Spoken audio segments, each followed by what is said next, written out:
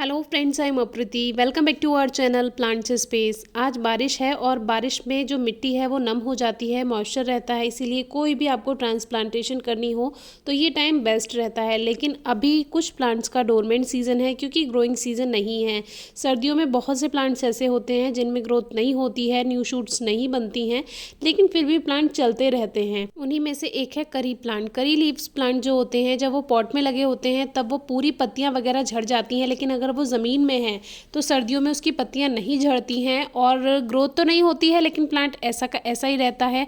अब ये जो बहुत सारे प्लांट्स यहाँ पे लगे हुए हैं, मैंने सोचा था कि ये सीड से लगे हुए हैं तो इनको बहुत आसानी से मिट्टी से बाहर निकाल लिया जा सकता है, लेकिन ये बीज से नहीं उगे हुए हैं। ये बेबी प्लांट्स हैं जो कि जड़ों से अपने आप बन जाते हैं साइड साइड में। अगर आपने दूसरे प्लांट्स में भी देखा हो कि एक मेन मदर प्लांट रहता है, उसके साइड में बेबी प्लांट्स अपने आप उगाते हैं। वो इसीलिए क्योंकि रूट्स में से ही रूट्स बनती जाती हैं, वहीं से नए नए पौधों की जो शूट्स हैं वो अलग अलग जगह निकल जाती हैं अगर पौधा ज़मीन में लगा हुआ है तो अभी मुझे लगा था कि मिट्टी नम है तो ये बहुत आसानी से निकल आएंगे, लेकिन जहाँ पे ये लगे हुए हैं ये मिट्टी हार्ड है।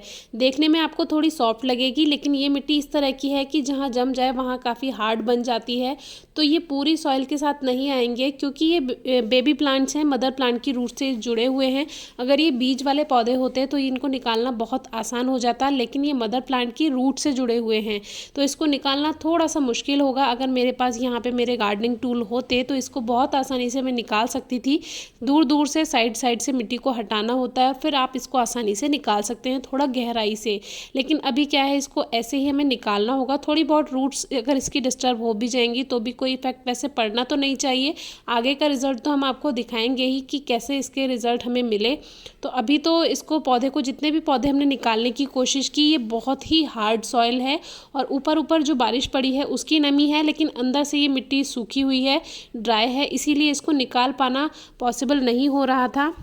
लेकिन फिर भी कोशिश की है। कुछ प्लांट्स की रूट्स थोड़ी सी डिस्टर्ब हुई हैं, टूट गई हैं, और जो इसकी सपोर्टिव रूट्स होती हैं, यानी कि मेन रूट के साइड साइड से जो रूट्स निकल रही होती हैं, जो सपोर्टिव रूट्स होती हैं, वो इसमें निकालते समय कुछ प्लांट्स की टूट गई हैं।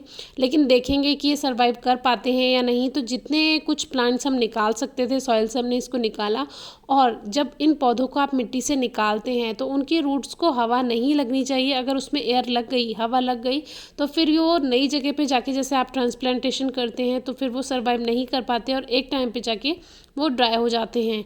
वैसे तो अभी इनका ग्रोइंग सीजन नहीं है, इनको बाहर निकालना नहीं चाहिए। फरवरी का टाइम या जनवरी लास्ट का टाइम होता है इनको, अगर आपको एक जगह से निकाल कर दूसरी जगह लगाना है। लेकिन मेरे पास अभी ही टाइम है ये, तो मुझे कहीं मिले हैं इसीलिए मुझे ये चाहिए थे। तो इस तरह से इनको साइड से नाइफ से मैंने निकालने की कोशिश की। जो प्लांट्स आसानी से आ गए उसको हमने निकाल लिया है और इसको एक पॉट में लगा देंगे फ़िलहाल के लिए।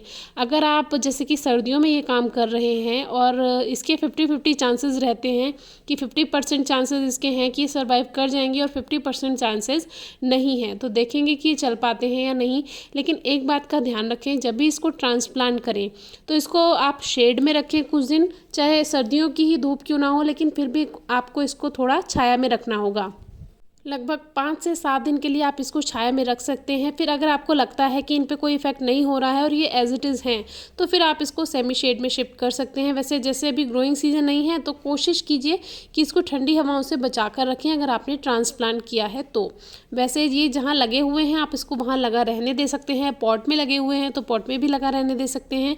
जो गमले वाले पौधे होते हैं अभी वो पत्तियाँ झड़ जाएंगी सभी की, और फिर फरवरी मार्च में न्यू ग्रोथ होती है और तभी उसकी आप कटिंग या प्रूनिंग कर सकते हैं जिसमें उसमें और भी ज़्यादा शूट्स बने। रेनी सीजन में भी आप कटिंग प्रूनिंग कर सकते हैं प्लांट की। उससे क्या होता है, डबल शूट्स बनती हैं और आपका जो प्लांट है, मान लीजिए एक सिंगल स्टेम में वो ग्रोथ कर रहा है ब्रांच में, तो फिर वो उसमें से डबल डबल शूट्स निकलती हैं और वो हेल्दी हो जाता है और घना हो जाता है ज़्यादा।